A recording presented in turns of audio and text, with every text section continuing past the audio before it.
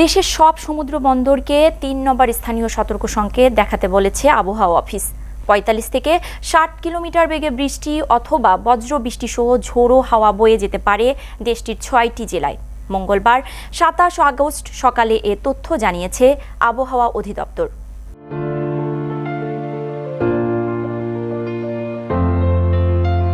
আজ ভোর ৫টা থেকে দুপুর ১টা পর্যন্ত দেশের অভ্যন্তরীণ নদী বন্দরগুলোর জন্য আবহাওয়ার পূর্বাভাসে বলা হয়েছে খুলনা, বরিশাল, পটুয়াখালী, নোয়াখালী, চট্টগ্রাম ও কক্সবাজারের ওপর দিয়ে দক্ষিণ অথবা দক্ষিণ পূর্ব দিক থেকে ঘন্টায় ৪৫ থেকে ৬০ কিলোমিটার বেগে বৃষ্টি অথবা বজ্র বৃষ্টি সহ অস্থায়ীভাবে দমকা অথবা ঝড়ো হাওয়া বয়ে যেতে পারে।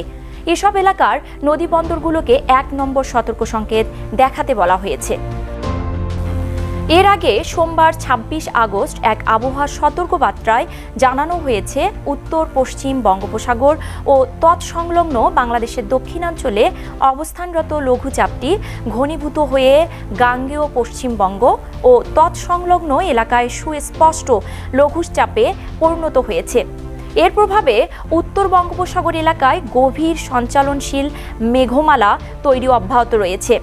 উত্তর বঙ্গোপসাগর, বাংলাদেশের উপকূলীয় এলাকা এবং সমুদ্র বন্দরগুলোর উপর দিয়ে দমকা অথবা ঝোড়ো হাওয়া বয়ে যেতে পারে।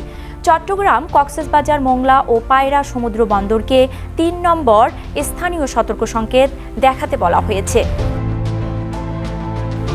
একই সঙ্গে উত্তর বঙ্গোপসাগরে অবস্থানরত মাছ ধরার নৌকা ও ট্রলারগুলোকে পরবর্তী নির্দেশ না দেওয়া পর্যন্ত উপকূলের কাছাকাছি থেকে সাবধানে চলাচল করতে বলা হয়েছে।